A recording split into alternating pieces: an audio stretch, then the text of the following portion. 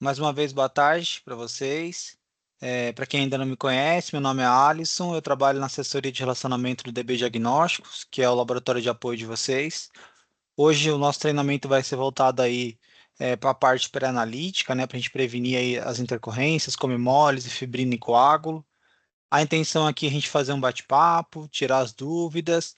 Então, durante o treinamento, se quiser interromper, perguntar, se quiser deixar para o final também, fica aí aberto a critério de vocês, tá? Eu vou compartilhar aqui a minha tela com vocês. Só aqui. Aí vai ter alguns momentos que eu acho que vou ter que dar uma paradinha para poder aceitar aí os novos integrantes, tá? Vou só aumentar aqui a tela para ficar legal para vocês. Tá dando para vocês verem aí? Sim. Ok, vamos lá então, gente. Então, hoje o nosso treinamento, o tema dele é prevenindo intercorrências pré-analíticas, hemólise, coágulo e fibrina. Vocês que são aí um cliente de hospital, né? Então, acredito que vocês têm muito contato com esse tipo de interferentes. É bem comum no dia a dia de vocês.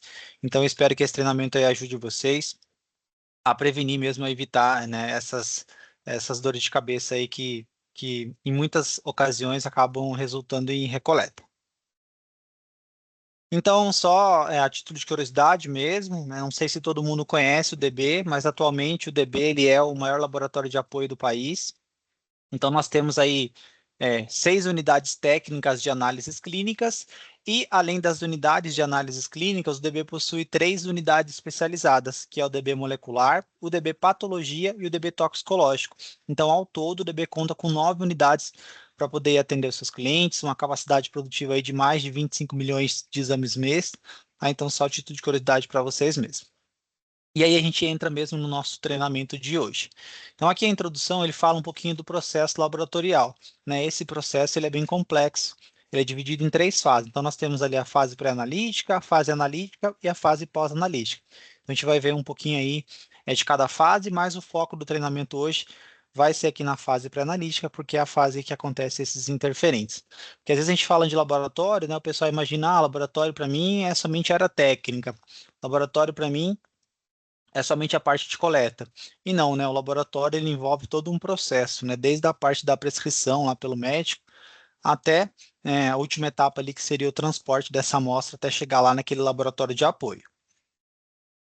Então, a fase pré-analítica, né, ela envolve como recepção, coleta, triagem e também alguns fatores de difícil a gente fazer o controle dessa parte que seria o preparo do paciente, né?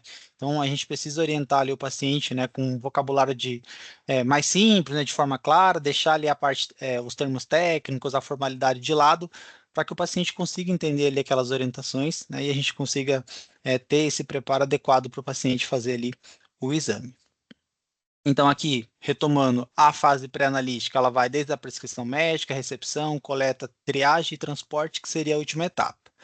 Nós temos a fase analítica, né? A fase analítica é quando a amostra está lá em produção, dentro da área técnica, né? Então é uma fase aí que a gente tem menos chance de errar. Atualmente, quase 90% dos processos são automatizados, então se a gente tiver ali aquele controle de qualidade em dia, calibradores, né, os controles dos equipamentos em dia, a gente não tem ali problema com as nossas rotinas.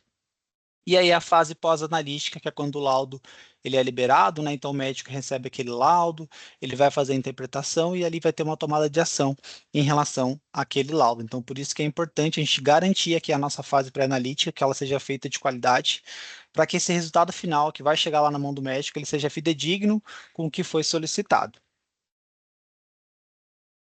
Os erros de cada fase. Então aqui nós temos a fase pré-analítica, analítica e a pós-analítica. Se a gente observar, eu vou pegar aqui um ponteirinho, na fase pré-analítica é onde acontecem os maiores índices de recoleta, cerca de 46 a 68%. Por que acontece muita recoleta aqui na fase pré-analítica? Porque é uma fase que demanda de muita atividade humana, né? Então o processo ele passa pela mão de muitas pessoas. Então passa pela mão do pessoal de recepção, pelo pessoal de coleta, pelo pessoal de triagem. E aí quando a gente tem muita gente manipulando este material, a chance de erros ela é bem maior. Então por isso que o foco do treinamento é voltado aqui na parte pré-analítica. E quais são os principais erros dessa fase? solicitação inadequada, erro de cadastro, erro na identificação da amostra, troca, né, de etiqueta, etiqueta rasurada, etiqueta molhada, tubo ou frasco inadequado, hemólise, fibrina e coágulo, que a gente vai conversar aqui hoje. Enfim, são diversos os erros que podem acontecer aqui na fase pré-analítica. Também existe, pessoal, as variáveis pré-analíticas, né? O que seriam essas variáveis? Seriam condições que também podem interferir ali na amostra, pode interferir lá naquele resultado final. Então, nós temos as variáveis fisiológicas, que está relacionada ali à condição do paciente mesmo. Então, nós temos ali a idade, o sexo, a raça, a gravidez. Por isso que é importante que esse cadastro ali na recepção ele seja feito ali corretamente, porque a gente sabe que lá, na hora de liberar o resultado, nós temos valores de referências diferentes, dependendo ali da faixa etária, do sexo, né? Quando a pessoa, né, é gestante, nós temos a liberação de hormônios, então é importante a gente ter essas informações para que a gente consiga ter uma qualidade melhor da nossa amostra. Alguns fatores de interferência, deixa eu só adicionar aqui mais uma pessoa, tá? Alguns fatores de interferência causado por falta de instrução do paciente. Deixa eu só adicionar aqui, gente. Ok, foi. Só voltar. Vamos lá. Então, alguns fatores de interferência ocasionada ali por falta de instrução do paciente, né? Então ele não entendeu muito bem o preparo daquele exame, né? Então envolve a parte de dieta. A gente sabe que tem alguns exames que a gente tem que fazer ali uma dieta específica. Por exemplo, nós temos ali um exame de pesquisa de sangue nas fezes. Então tem um determinado exame que a metodologia dele não é tão específica. Então ele pede que a gente faça ali uma dieta restritiva, né? Então tirando ali alimentos à base de carne, alguns vegetais que têm pigmento vermelho, para que não interfira no resultado. Então, se for fazer esse exame, teria que fazer uma boa orientação. O próprio exame de PSA, né, o preparo tem que explicar bem ali, né, não pode ter ali, o paciente não pode andar de moto, não pode andar de cavalo, não pode andar de bicicleta. Bebida alcoólica, né, então também, às vezes o paciente, o dia anterior da coleta, tomou uma taça de vinho achando que uma taça de vinho, uma latinha de cerveja, não vai interferir no resultado do exame que ele vai colher no dia seguinte. Mas aí muitos estudos já dizem que uma taça de vinho ou um copo de cerveja já é o suficiente para causar ali, alteração de valores de glicose, por exemplo. Tabagismo, fumo também pode causar ali, interferência. E aí nós temos as variáveis de coleta, né? Então, quais seriam essas variáveis de coleta que, com o treinamento que a gente está fazendo aqui hoje, se a gente tem a orientação, a gente já evita essas variáveis de coleta. Então, seria o tempo de garroteamento, né? Então, o garrote, que ele é muito crucial, ele nos ajuda ali no momento da coleta. A gente tem que tomar muito cuidado com esse tempo, então a gente vai abordar sobre isso durante o treinamento.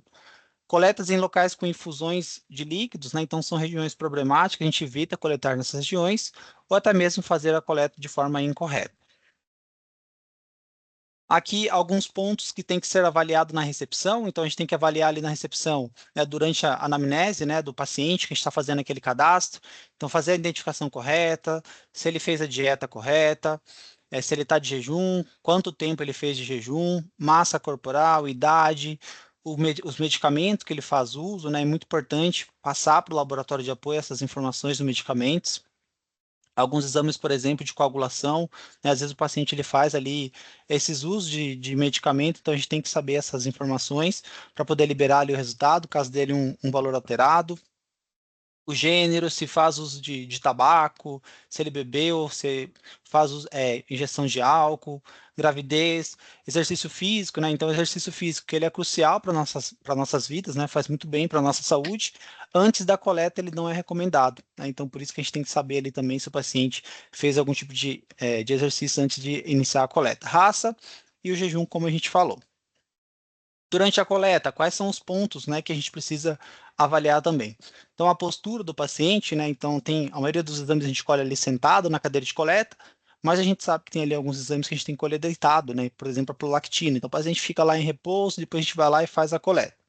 Variação biológica, jejum novamente, confirma com o paciente essa questão do jejum, né? Às vezes o paciente ele vem no laboratório, ele sabe que ele teria que fazer o jejum, mas ele acaba mentindo essa informação na recepção e aí na parte da coleta ele acaba contando, né? Então tem que explicar para ele que o jejum ele é importante, né? Interfere sim no resultado final da amostra. O calibre da agulha, a questão do tourniquet, a origem da amostra, o aditivo, a ordem de coleta, então a ordem dos tubos ela tem que ser respeitada. a identificação, a desidratação do paciente e qual sistema de coleta que a gente vai utilizar, né? Se vai ser uma coleta a vácuo, um sistema de coleta aberto. Depois, fez a coleta, esse material foi lá para a salinha de triagem, na salinha de distribuição, então tem alguns pontos que a gente precisa também analisar. Então, a origem da amostra, se ela está bem identificada, a questão do volume, da etiqueta, se ela não tem hemólise, fibrina, coágulo, eu sempre oriento os pacientes. Fez ali a coleta, deu tudo certo, vai levar essa amostra lá para a sala de triagem, centrifugou essa amostra, verifica se não tem coágulo, se não tem fibrina, se não tem hemólise. Com a amostra em mão, a gente consegue resolver se tiver algum tipo de problema, né? Não manda a amostra para o apoio, para o laboratório, né, sobre condições anormais, que a chance de a gente ter ali um resultado alterado, uma recoleta, ela é bem grande. E aí, então, vamos falar dos nossos interferentes. Nosso primeiro interferente hoje, que a gente vai falar, é sobre a hemólise. Então, o que seria a hemólise? A hemólise ela é a destruição prematura das hemácias. É quando a membrana da célula da hemácia se rompe por algum motivo e a hemoglobina, que estava no meio intracelular, né, ela tem cor vermelha, ela passa para o meio extracelular. Como sabemos, existem diferentes graus de hemólise, né? Então, grau 1, grau 2, grau 3, grau 4, 5, 6, enfim, e aí por diante. Então, se a gente observar aqui nessa imagem, nós temos uma primeira amostra que ela está bem amarelinha. Então, a gente diz que é o ideal para a gente poder trabalhar, para a gente poder analisar e também para poder enviar para o laboratório de apoio. Depois, nós temos uma amostra que está hemolizado grau 1, então ela está um pouquinho avermelhada.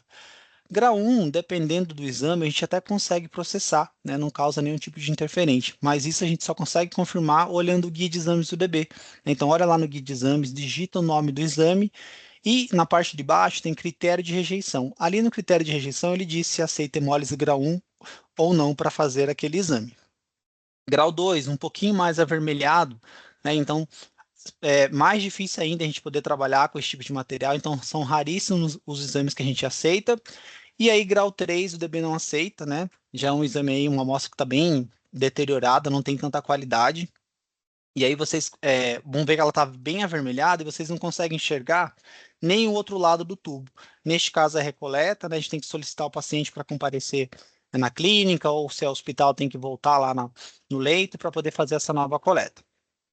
E aí, como sabemos, né, existe aí diferentes graus de hemólise e qualquer um desses graus, dependendo do exame, já é o suficiente aí para causar algum tipo de alteração, né? Então, por isso que eu sempre falo para os clientes, está com uma amostra hemolizada ali na mão, tenta fazer uma alíquota com outra amostra do paciente, tenta fazer uma nova coleta, né? Não envie este material para o laboratório, porque a chance de ter uma recoleta ela é bem grande. E aí, existe alguns casos raros, né, daqueles pacientes que possuem algumas doenças hemolíticas. Então, vocês vão coletar, e essa amostra vai estar hemolizada. E aí, neste caso, né, não tem muito o que fazer, teria que enviar essa amostra para o laboratório de apoio.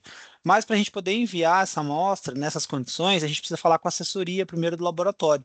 Então, no caso do DB, entre em contato com a assessoria, explica o caso do paciente, faz o alinhamento, né, do envio desse material. Normalmente a gente fala com a assessoria e o assessor vai disponibilizar o nome deles para a gente enviar os cuidados dele.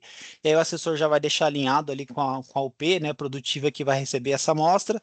E a gente vai fazer ali uma avaliação, né, se a gente vai processar essa amostra com algum tipo de termo de anuência, se vai liberar ali alguma observação naquele laudo, mas é bem raro, é bem casos específicos aí dessas pessoas que possuem essas doenças hemolíticas. Normalmente, quando a pessoa tem, ela já tem conhecimento, o próprio médico, no pedido médico ali dos exames, ele já coloca essa observação e aí a gente faz essa tratativa diferenciada. E aí vamos para as causas, né? Então, quais são as causas de hemólise, né? O que causa a hemólise? O primeiro item, ele fala a presença de álcool residual no local da punção. Então, na hora de fazer ali a antisepsia na região de coleta, não tem necessidade de encharcar o algodão com álcool. Se a gente encharca o algodão com álcool, esse álcool residual que fica na pele, entrar em contato com o sangue, automaticamente ele hemoliza a nossa amostra. Excesso de manipulação e pressão sobre a área a ser puncionadas, né? Esse aqui é o mais clichê aí de laboratórios, né? Que são os tapinhas. Então, antigamente aí o pessoal batia ali na veia, né? Para poder sentir, para poder pegar a veia, ou até mesmo o próprio paciente. Acho que vocês já viram muito. Às vezes ele chega batendo ali no braço, coleta aqui que a minha veia é muito boa, né? O braço dele já está tão vermelho, de tanto que ele bate ali no braço, né? Ali já estourou todas as hemácias, então a gente sempre orienta o paciente, né? Não dá esse tapinha ali no braço, porque senão ele está ali lisando todas as hemácias. Eu sempre gosto de dar o meu exemplo, né? Quando eu era adolescente, eu ia coletar ali, eu sempre dava essas tapinhas no braço, porque realmente minha veia é muito boa, né? Não precisa nem, eu falo pro pessoal, não precisa nem de garrote, né? Então você olha assim, ela já tá, coleta aqui, já tá pedindo para ser coletado. E aí eu sempre falo que eu fazia muito isso, até entrar na faculdade, ter o conhecimento. Então esses tapinhas no braço a gente não pode dar, e quando o paciente está batendo, a gente sempre orienta ele, é o porquê que ele não pode dar esse tapinha aí no local da punção. Acho que a internet deu uma caída, pessoal, acho que está carregando. Travou aí para vocês? Não travou, só que tem Não? gente para entrar. Acho que é a Daisy, né? Deixa eu ver aqui. Isso. Deixa eu ver. O meu tá travando. Deixa eu ver.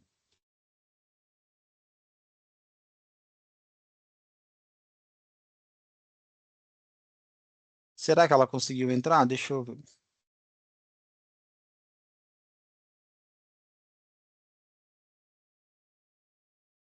Que Daisy admitindo.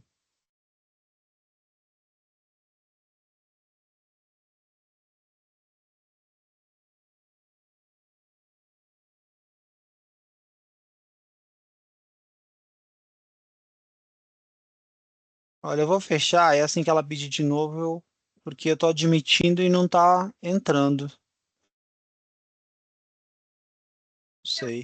Alisson, qualquer coisa, a gente tá junto aqui, a gente assiste de um celular só, tá bom? Tá bom então. É porque eu tô clicando aqui para admitir e não tá aparecendo. Eu vou recusar, então. É, Isso, pode ser assim que a tá gente bom. assiste junto aqui. Tá bom então. Muito obrigado. Continuando, pessoal, aqui, né, nos motivos de causas de hemólise, nós temos aqui o garrote prolongado. Então, como a gente viu ali no início, o garrote que ele nos ajuda bastante ali na hora da punção, tem que tomar muito cuidado, né? Então, a literatura aí diz que é no máximo 60 segundos, né, 1 minuto, né? A gente pode deixar ali aquele garrote no braço do paciente. Mais do que isso, já acontece aquela hemoconcentração e a chance de hemolizar a nossa amostra é bem grande. Aí nessa parte de treinamento, às vezes as pessoas perguntam, mas o paciente tem 15, 20 tubos, como é que eu vou fazer para coletar? Neste caso, a gente puxa o garrote, né? Iniciou ali o fluxo sanguíneo, afrouxa o garrote, depois puxa de novo, mas deixar ali o braço garroteado também a gente não pode. Também gosto de dar um exemplo, né? Eu faço visita também presencial, eu dou esse treinamento também presencial nos clientes, e aí eu fui fazer visita num cliente que estava com muita recoleta por hemólise, indicador muito alto, e aí eu fui lá acompanhar a coleta deste paciente, era uma clínica nova, e aí lá acompanhando a coleta, né, a colaboradora não tinha tanta experiência, e aí o que que ela fazia? Ela colocava o garrote no braço do paciente, e aí que ela ia preparar o material, depois ela ia fazer a asepsia, e aí nesse tempo todo ela demorava mais de 1 minuto para preparar o material e depois iniciar a coleta. Né? Então o braço do paciente já estava quase roxo ali, e aí quando ela coletava a amostra, é bem óbvio que ia estar hemolizado, então ali a gente já matou a charada. Então o garrote tem que tomar muito cuidado para utilizar. Homogeneizar a amostra de forma violenta. Então, esse aqui também tem um exemplo prático para dar. Eu estava também visitando um cliente que estava com problema de recoleta por hemólise também. E aí, lá, observando, né, a coleta, eu chego normalmente quando estou em visita bem cedinho, né, no laboratório ou no hospital, porque é a parte que tem mais coleta. Então, ali a gente consegue observar bastante coisa e consegue notar ali caso tenha alguma coisa diferente do que é preconizado. E aí a colaboradora, na hora de homogeneizar o tubo, ela homogeneizava, parecia fazendo um shake assim de academia, então chacoalhava bem esse tubo mesmo. Então ali a gente já matou a charada também, né? Nisso de chacoalhar, nessa essa velocidade excessiva, né, na amostra já estourou ali todas as hemácias. Então a homogeneização ela tem que ser feita por inversão de 5 a 8 vezes, um movimento suave, né? Não posso fazer esse estresse na amostra, porque senão já vai ser o suficiente para causar ali a lisura das hemácias, né? As hemácias são umas células muito sensíveis. Aqui, puxar o sangue muito rápido para dentro da seringa ou utilizar agulha de calibre muito pequeno, né? Então, se a gente utilizar ali um sistema aberto, né, agulha seringa, não posso puxar esse sangue com o êmbolo, senão vou acabar estourando as hemácias também.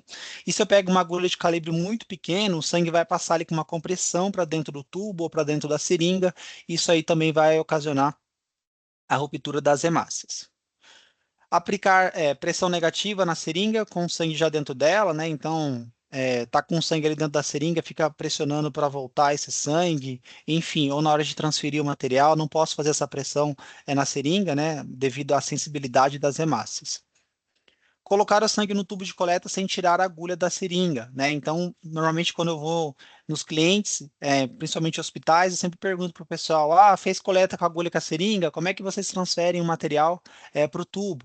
E teve até um caso uma vez que uma funcionária levantou a mão e falou assim, eu espeto o tubo, né? Aí nesse momento dá vontade de jogar o controle do passador de slide na cabeça, assim.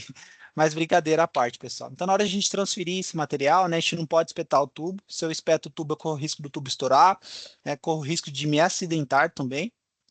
Então, para transferir esse material, tem que tirar a agulha ali com uma pinça, tirar a tampa do tubo e escorrer esse material aí bem lentamente pela parede do tubo até a marca de preenchimento do tubo. Coletar em regiões com hematomas ou equimose. Então, essas regiões possuem muitas células degradadas, né? Principalmente os idosos que têm aqueles hematomas ali nos braços. Então, a gente evita coletar nessas regiões. Velocidade de centrifugação elevada, má qualidade do gel separador ou recentrifugação de amostras, tá, pessoal? Então, isso aí também fiquem atentos, né? Principalmente em relação à validade ali dos insumos, dos tubos, né? Às vezes vem ali um tubo, um lote vencido, ou o lote não tá legal, né? Então, você centrifugou e aquele gel não subiu completamente, ou ele ficou cheio de canais com furinho, e aí depois essa amostra hemolisa, porque o soro vai entrar em contato com o coágulo, então tem que tomar cuidado também. E recentrifugar a amostra também ela não é recomendado, tá, gente? Isso aí às vezes o cliente, não esperou completamente a retração do coágulo, centrifugou, não ficou legal, vai lá, põe na centrífuga de novo e centrifuga novamente, né? Então, se a gente ler as especificações do tubo sorogel, por exemplo, ali diz que a gente só pode centrifugar uma vez. Se a gente centrifuga duas, a gente já perde a qualidade desse gel, a chance de ter ali algum problema nesse gel é bem grande, tá? Demora para a centrifugação da amostra ou armazenamento prolongado, né? Então, se a gente fez ali a coleta, aguardou o tempo de retração do coágulo, já centrifuga esse material, já processa, não deixa essa amostra parada por muito tempo para a gente não ter ali perda de qualidade, né, daquele material. Também já visitei clientes, já observei que às vezes o cliente tem uma coleta o horário de coleta das 7 às 10 da manhã. E aí ele prefere coletar das 7 às 10 e só depois das 10 que ele vai começar a mexer ali com a triagem desse material, né? Então aí a amostra ficou parada por 3 horas já. Então a gente já não tem aquela qualidade para a gente poder analisar o material, tá? Então, coletou, aguardou a retração do coágulo, já centrifuga essa amostra. E aí, contato da amostra contato da amostra diretamente em contato com gelo, com gelox, né? Então, na hora de a gente armazenar nossas amostras, deixa ela em posição vertical, nunca em contato com gelo, com gelox, né? Vocês que são hospitais, por exemplo, fez lá a coleta, vai transportar para uma sala de triagem, deixa ali dentro de uma caixinha térmica. Se tiver um gelox, tem uma mantinha térmica em cima desse gelox, mas nunca deixar o tubo em contato com o gelo, com gelox, com as paredes da geladeira, para a gente evitar aí a hemólise desse tubo. A gente viu então quais são as principais causas e agora a gente vai ver como a gente pode evitar essas hemólises no nosso dia a dia. Então aqui o primeiro, puxe o sangue delicadamente para dentro da seringa. Então se for utilizar a coleta aberta com a agulha, com a seringa, deixe o sangue fluir ali, né? Vamos puxar bem delicadamente, nunca fazer aquele bombeamento, puxar esse sangue com uma velocidade para dentro da seringa. Sempre preferir ali seringas com menor volume, né? O tamanho da seringa, porque seringa muito grande também, por exemplo, 20 ml que o pessoal prefere, né? A gente tem ali muita pressão, muito vácuo, também não é muito recomendado. Então, dê preferência sempre por seringas de menor volume. Faça que o sangue deslize pela parede do tubo e nunca aplique pressão negativa na seringa com o sangue já dentro dela. Então, aquilo que a gente viu sobre transferir a amostra, né? Então, tirou a agulha, tirou a tampa do tubo, escorre esse material ali pela parede do tubo, bem lentamente, não faz essa pressão negativa, né? Essa força aí na seringa para o sangue já ir rapidamente para dentro do tubo, porque essa pressão aí, esse estresse na amostra provavelmente vai lisar ali as hemácias. Se o paciente tem vários tubos, né? Posso ir preenchendo um pouco de cada vez? Não, né? A gente preenche um tubo de cada vez, preencheu o tubo, tampou, faz a homogeneização, aí sim eu vou para o próximo. Evite agulhas de calibre muito pequeno, aquilo que a gente já falou, né? Então, a agulha, né? Se eu pego uma agulha muito calibrosa, o sangue vai passar com uma velocidade para dentro do tubo. Se eu pego uma agulha de calibre muito menor, o sangue vai passar com uma compressão para dentro do tubo. Então, a gente tem que escolher ali o pérfuro cortante ideal para cada paciente. E aí, aquelas regrinhas na hora da punção. O bisel da agulha sempre está voltado para cima, você estar ali no ângulo de 30 graus, a gente insere a agulha o mínimo possível. inseriu, atingiu ali, o sangue começou a sair, vir para dentro do tubo ou para dentro da seringa, a gente já alivia, já afrouxa ali aquela tensão do torniquete. Aguarde o sangue parar de fluir antes de trocar o tubo, né? Então, na coleta a vácuo, por exemplo. Então, a gente acoplou ali o tubo, deixa o sangue subir, pessoal, até a marca de preenchimento, né? Então, tem aquele vácuo dentro do tubo, que já é para puxar o tubo mesmo, o sangue, até a marca de preenchimento, né? Não pode tirar o tubo antes da hora, senão eu vou ter ali uma quantidade, né, de material insuficiente após a centrifugação, por exemplo, ou até mesmo eu vou ter um vácuo dentro do tubo, e esse vácuo também pode causar algum tipo de interferente na nossa amostra. Nas coletas com seringa e agulha, verificar se a agulha está bem adaptada, né? Então, acoplar bem ali o material antes de fazer a coleta. E sempre respeitar a marca de preenchimento do tubo, tá? Principalmente fluoreto de DTA, né? Tubo de citrato. Por quê? Se eu coleto uma quantidade maior, né? Eu não vou ter ali um efeito que eu queria que tivesse do anticoagulante que está dentro do tubo. E se eu coletar uma quantidade menor do que está preconizado no tubo, aquele anticoagulante também pode diluir a nossa amostra, né? Então tem que coletar realmente até a marca de preenche, aquela marca que está estabelecida no tubo, para que essa quantidade de amostra, anticoagulante ou aditivo, ele fique ali proporcional. E aí, sempre lembrar de fazer bem a homogeneização deste material após a coleta.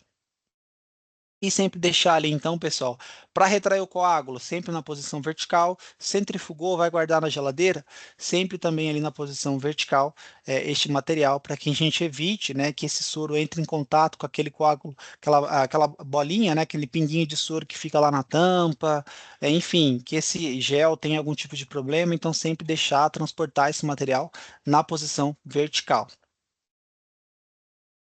Estas são as fases críticas da hemólise. Então, a hemólise ela pode acontecer tanto na coleta, deixa eu só pegar aqui, ela pode acontecer tanto na coleta, na transferência do material, no processo de centrifugação e também no transporte. O nosso segundo interferente, gente, que a gente vai falar é o coágulo. Então, o coágulo é aquele aglomerado de células, né? Então, a coagulação ela faz parte do nosso sistema, né? Do nosso corpo. Por isso que nós utilizamos aí alguns tubos que evita essa parte para bloquear essa parte da coagulação, para que a gente previna ali as células para analisar. E aí, o tubo de EDTA é o que mais dá problema por causa de coágulo, né? Então, este coágulo, né, como que a gente pode evitar o coágulo no tubo de EDTA? Fazendo a homogeneização correta. Então, sempre coletou ali o EDTA até a marca de preenchimento, ok, eu tenho uma quantidade certa para a quantidade que tem de um anticoagulante. E aí eu faço a homogeneização deste tubo de EDTA por inversão de 5 a 8 vezes. Eu fazendo essa homogeneização com a quantidade certa de material, dificilmente eu vou ter problema ali por coágulo, tá, pessoal? E por que que a gente não consegue analisar a amostra que tem coágulo, né? Primeiro que se eu tento passar essa amostra no equipamento, né, eu vou ter a chance de entupir ali aquela probe do equipamento. Ou se eu vou fazer, por exemplo, uma lâmina dessa amostra com coágulo, eu não vou conseguir analisar, porque as células vão estar todas agrupadas, né, aglomeradas, e aí eu não consigo fazer contagem nem diferenciação desse material, tá? Então tem que tomar cuidado também com essa parte aí de coágulo. O coágulo também pode acontecer tanto na coleta, na transferência do material, na centrifugação e também ali no transporte. E o nosso terceiro interferente é a fibrina.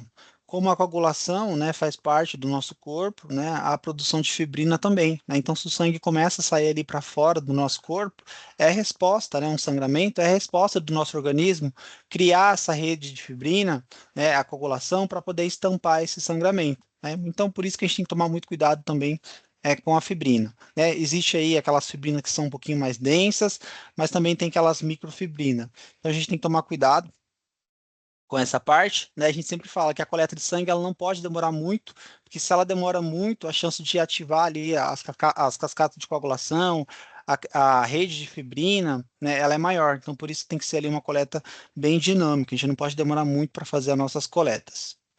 A fibrina também pode acontecer tanto na coleta, na transferência, no processo de centrifugação e também no transporte do material. E aí, né, a gente vai ver aí como a gente pode evitar o coágulo e a fibrina. Vocês vão ver que os motivos são praticamente, né, como evitar vai ser praticamente os mesmos que a hemólise. Então, o primeiro item, evitar o uso de agulhas de calibres menores, né, devido àquela compressão da amostra para dentro do tubo. Deixar a seringa bem aderida ao canhão da agulha, então acopla bem os materiais antes de iniciar a coleta. Deixa o sangue fluir com o mínimo de vácuo, né? Nunca deixar ficar fazendo aquele bombeamento de vai e vem. Acoplou o tubo, deixa ele subir até a marca de preenchimento.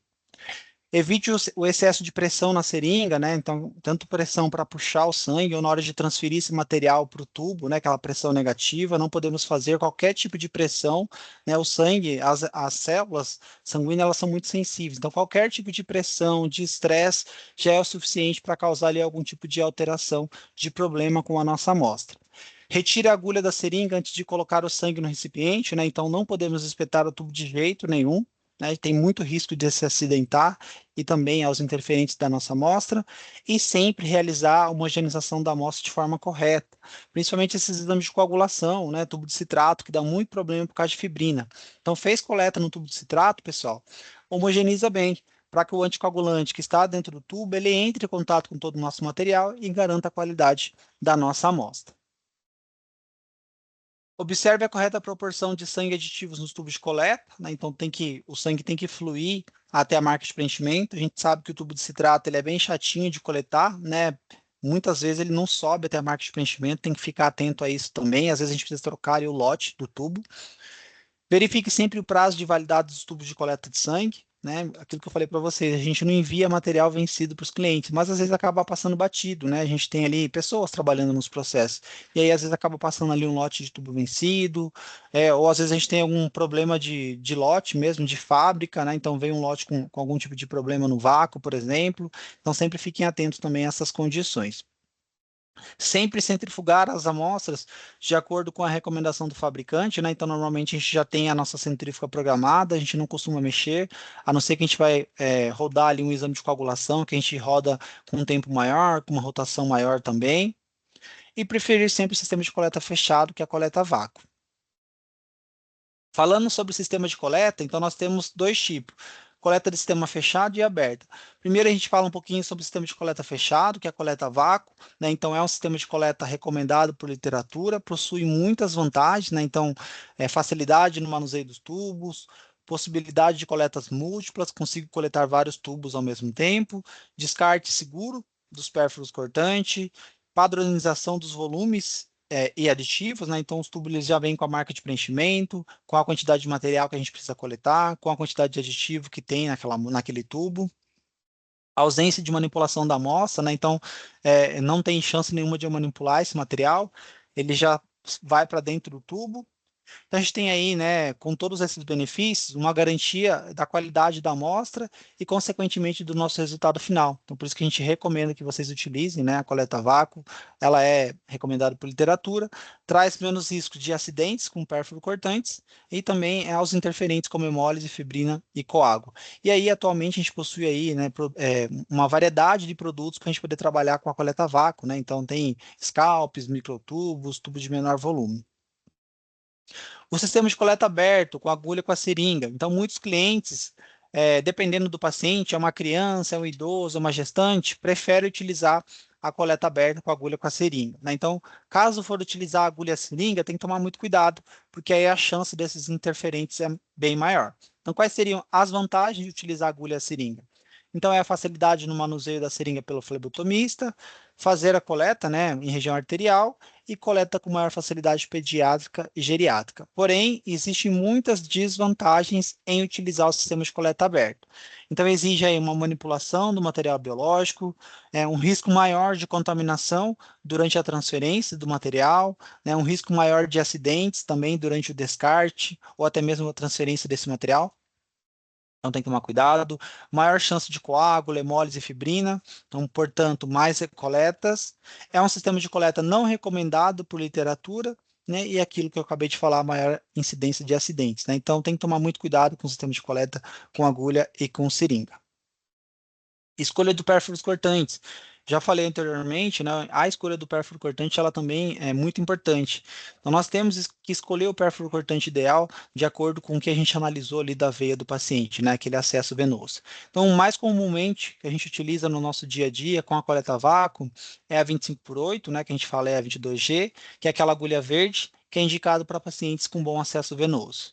Ou se não, a preta, que é a 21G. Então, é indicado aí para pacientes com acesso venoso mais difícil, né? Então, um idoso, uma gestante, uma criança, ou até mesmo a gente pode utilizar ali um scalp, né? Então, a gente possui aí infinidade de scalp para poder utilizar durante a nossa coleta. Ordem de tubos, pessoal. Então, a ordem de tubos também é importante, né? Acho que vocês que trabalham aí com coleta, né, fazem muita coleta no dia a dia de vocês. Essa ordem já fica na cabeça de vocês, que vocês praticam a todo momento. Mas é muito importante a gente seguir essa ordem, porque se a gente troca a ordem desses tubos, a gente acaba interferindo ali no resultado dos exames. Então, vocês que são hospitais, né, provavelmente vocês têm coleta de exames de microbiologia, que é nos frascos de hemocultura, então sempre vai ser os primeiros frascos que a gente vai coletar ali no nosso dia a dia. Depois, a gente vai para o tubo de citrato, né? Então, tubo 3, desculpa, aqui na minha imagem ele está invertido. O tubo 3 a gente utiliza, né, para exames de metais, toxicologia, então zinco, cobre, selênio, alumínio. Então, ele é ali, caso não tenha nenhum frasco de hemocultura para coletar, ele é o nosso primeiro tubo a ser coletado. O tubo 3, pessoal, ele não tem nenhum aditivo, então não vai adiantar a gente fazer nenhum tipo de homogeneização. Qual é a recomendação? Coletou, deixa ele descansando lá na posição vertical para retrair o coágulo. Como ele não tem aditivo, ele vai demorar um pouco mais que os outros tubos para poder fazer a retração. Depois do tubo 3, a gente vai colher então o tubo de citrato de sódio, né? Então os exames de coagulação, que a gente envia o plasma congelado para análise. Homogeniza bem esse tubo de citrato após a coleta, para que a gente evite aí qualquer tipo de problema com fibrina. Depois do tubo de citrato, a gente vai colher, então, o tubo sorogel, né? Não está aqui na minha mão, é o tubo que a gente mais utiliza no dia a dia, então, para sorologia, hormônios, drogas terapêuticas, bioquímica também. Então, é o tubo aí que o DB fornece para vocês. Deixa eu só receber mais uma colega. Vamos ver se agora vai. Ah, foi. Aqui. Então, o sorogel a gente é o tubo que a gente mais utiliza, o DB fornece para vocês. Lembrando sempre, pessoal, que o tubo sorogel também precisa ser homogenizado, tá? Então, homogeniza ali por inversão de 5 a 8 vezes. Depois do sorogel, a gente colhe ali o tubo de heparina. No caso, entre algum exame que a gente tem que coletar na heparina, a gente colhe ali após o sorogel. Depois do heparina, a gente colhe o EDTA, K2, K3, tampa roxa. Então, os exames de hematologia, a hemoglobina glicada, VHS, a gente colhe aí. Sempre lembrar de homogeneizar bem o tubo de EDTA, porque ele dá muito problema com o coágulo, tá? Então, homogeniza bem após a coleta.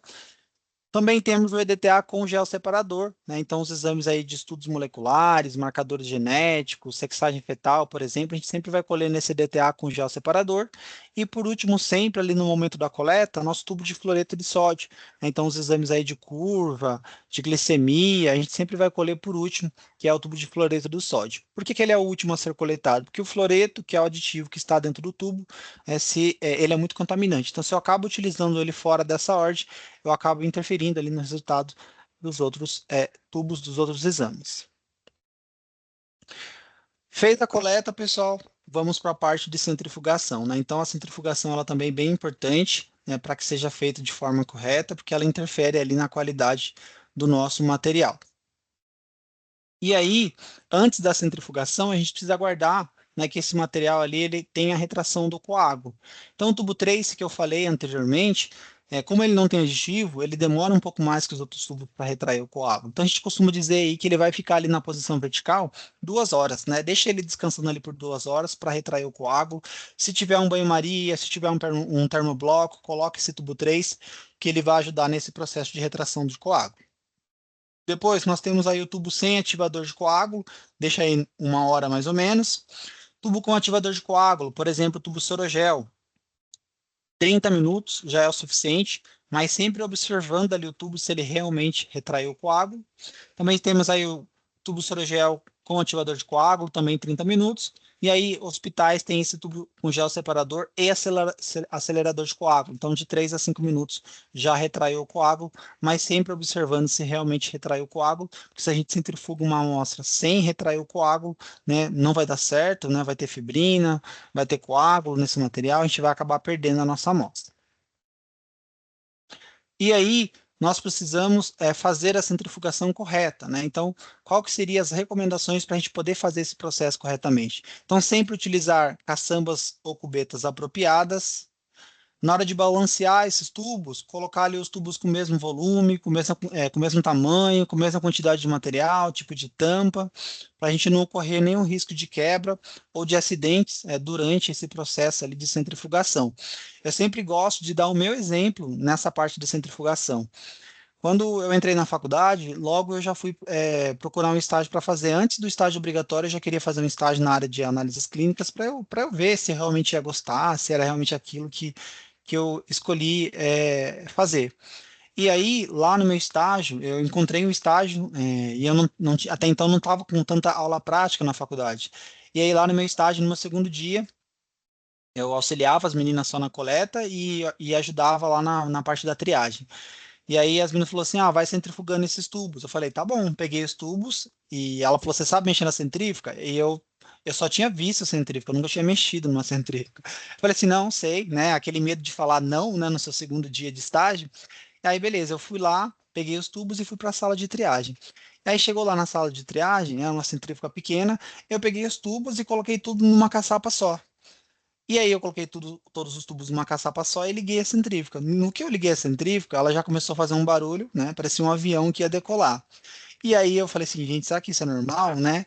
E aí nisso que ela começou a criar ali a rotação dela, aumentar a velocidade, ela começou a trepidar e a bancada era bem pequenininha. Nisso que ela começou a trepidar, ao invés de eu desligar a, a centrífuga, eu fui chamar lá as meninas. Nisso que eu virei as costas, a centrífuga caiu no chão. E aí eu fiquei super nervoso e tal, porque era meu segundo dia de estágio, né? E aí caiu a centrífuga no chão, os tubos estouraram, vazou, aquela bagunça toda que faz, né, quando acontece esse tipo de coisa, né? Então, se eu tivesse tido esse treinamento, né, lá no meu, antes de fazer o estágio, não tinha acontecido isso comigo, né? Então, sempre dou orientação para o paciente.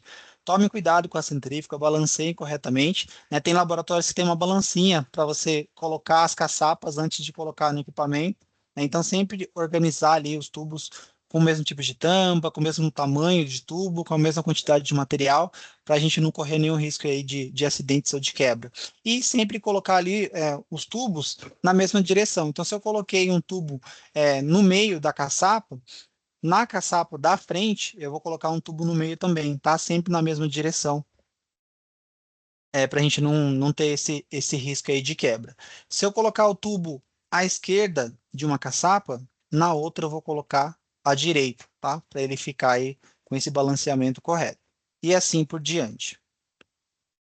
Então aqui, ó, seria o ideal, né? Não poderia fazer igual eu, colocar aqui todos os tubos de um lado só e ligar a centrífuga. Então colocou três de um lado, três do outro, tá na mesma direção, ok, podemos fazer a nossa centrifugação. E aí aqui também não seria uma forma correta, né? Então aqui de um lado nós temos três tubos e aqui nós temos somente dois, né? Então o peso aqui ele está descompensado, né? Então tem que, caso teria somente cinco tubos, do lado da centrífuga a gente tem ali aqueles tubinhos para a gente poder utilizar para fazer, né, esse balanceamento durante o processo de centrifugação. Então aqui é só recapitulando, né? Então sempre balancear bem a centrífuga. Aqui, só voltando. Em relação à velocidade e tempo, né? Então ela pode variar de um fornecedor para o outro. Então a gente normalmente já tem a programação da nossa centrífuga, a gente não fica mexendo, né? Caso a gente for fazer algum tipo de alteração, a gente tem que consultar lá o manual para a gente ver ali as especificações. Começou o processo de centrifugação, deixa a centrífuga rodar completamente, né? Espera terminar aquele ciclo, né? Espera ela desligar, parar para a gente poder abrir a tampa e retirar os materiais, né? Nunca interromper o fluxo o time, né? Nunca interromper esse processo de centrifugação. O que eu já observei em clientes também? Às vezes o motorista do DB está próximo do horário, né, de passar, e aí o pessoal ainda está centrifugando o material e aí não vai dar tempo. Vai lá e aperta para parar a centrífuga, né? Então era para rodar 12, acabou rodando somente 6. Então, vocês concordam que o gel, né, ele não vai subir completamente, ele não vai ter aquela qualidade que a gente teria se a gente deixasse 12 minutos. Então, a gente não pode interromper ali o fluxo da centrífuga. E aí, o plasma e o soro dos tubos sem gel separador devem ser removidos da camada celular em até 2 horas após a coleta da amostra, né? Então, o tubo sorogel, a gente centrifugou, né? Então, o gel, a barreira de gel já está separando o coágulo do soro do plasma, ok. Mas os tubos que não tem gel, por exemplo, tubo de citrato, o próprio tubo trace, por exemplo. Então a gente fez a centrifugação, a gente precisa pegar esse soro, esse plasma, passar para um tubo de transporte ou para um outro tubo trace. A gente tem que fazer a separação desse material, né? Se a gente deixar ali o soro ou plasma em contato com aquele coágulo, a gente vai perder ali as características da nossa amostra. O acondicionamento, pessoal, então o acondicionamento ele também tem que ser feito de forma correta, né? Ele interfere bastante aí na qualidade da nossa amostra. Então a gente tem que avaliar ali algumas questões também, se existe hemólise ou não na nossa amostra. Não pode deixar o tubo, né, destampado. Se você deixa o tubo destampado, vai ter ali aquela evaporação, a gente vai perder a qualidade. A temperatura incorreta de armazenamento ou até mesmo o transporte incorreto, né? Então, o transporte da amostra ele tem que ser feito de forma correta, né? Então, o motorista do DB, amostra congelada, ele tem que estar com a caixinha lá com gelo seco, essa amostra vai sair transportada congelada. Temperatura refrigerada, ele vai estar lá com a caixinha, com o gelox, com a manta, esse tubo, né? Vai ser transportado aí de forma correta, né? Então, o acondicionamento, né, ele interfere bastante, então tem que acondicionar de forma correta. E aí nós temos as temperaturas. Então, ambiente de 18 a 25, refrigerado de 2 a 8. Então a nossa geladeira tem que estar sempre, né, de 2 a 8 graus Celsius. Chegou de manhã para fazer ali a conferência da temperatura, vê se está entre 2 a 8, se tiver ok. Durante o dia ela varia mesmo, porque a gente fica abrindo e fechando, né, a geladeira a todo momento, mas quando vocês chegam ali para trabalhar, quando vocês fazem ali a anotação da planilha, ela tem que estar entre 2 a 8.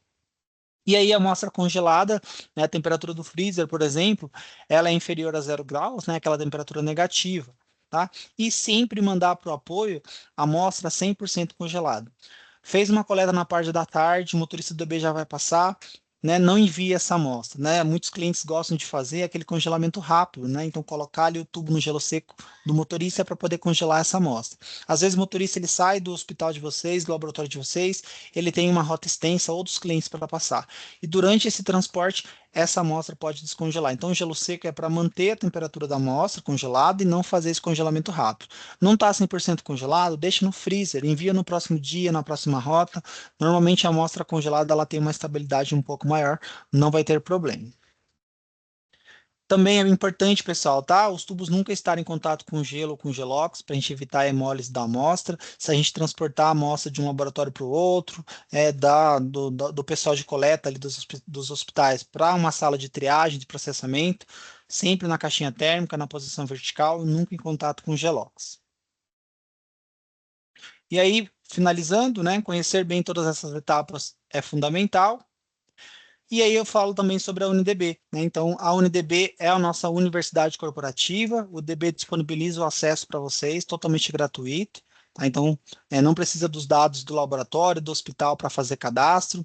Lá na UniDB tem centenas de treinamentos, tá? Então, tem esse treinamento aqui que a gente fez, também tem outros treinamentos aí voltado para a parte pré-analítica, então tem de coleta de materiais biológicos, coleta venosa, coleta pediátrica, tem coleta de hemocultura também, vocês que são do hospital, é bem bacana.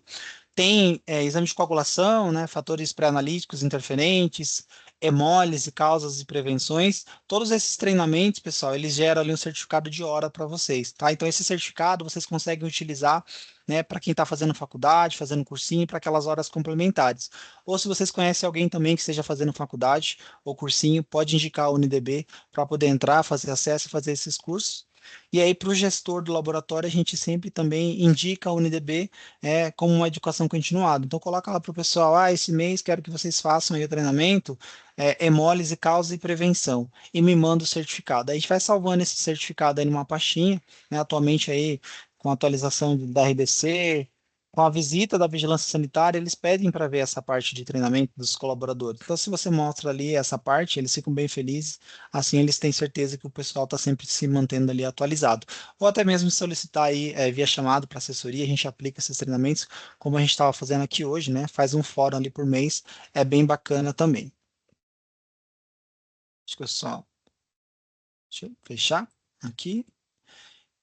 E aí, pessoal, para finalizar, né, temos aqui só uma frase para vocês, né? Então, quando todas essas etapas são feitas com atenção, temos um pré-analítico de excelência e uma baixa ocorrência de interferências. qualidade é o grande objetivo e o conhecimento faz toda a diferença, né? Então é importante a gente ter esse conhecimento dessa parte aí para a gente prevenir esses interferentes, né? A gente ter ali um baixo índice de recoleta e ter uma qualidade maior das nossas amostras, né? Um resultado fidedigno lá no final com o que foi solicitado ali pelo médico.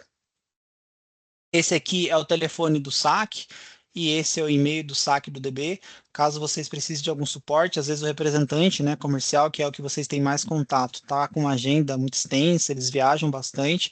Então, se vocês precisarem de algo mais urgente, tirar alguma dúvida, enfim, sobre algum exame, ou até mesmo enviar um documento que ficou pendente,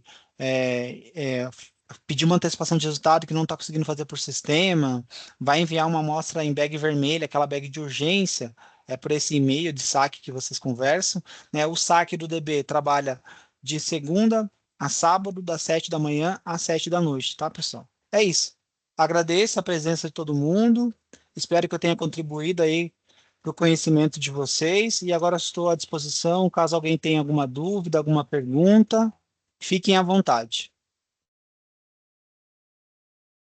Gente, alguém tem alguma dúvida? Alguma pergunta?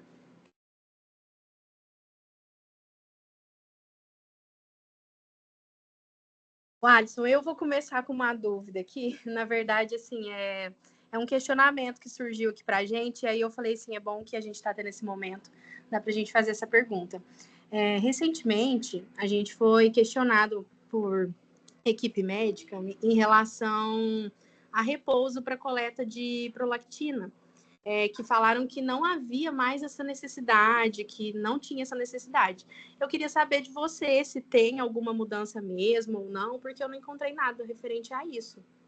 Olha, eu também, até onde eu sei, não estou atualizado sobre isso. Até o que a gente preconiza é os 30 minutos antes da coleta, né? O repouso, para depois a gente fazer a coleta.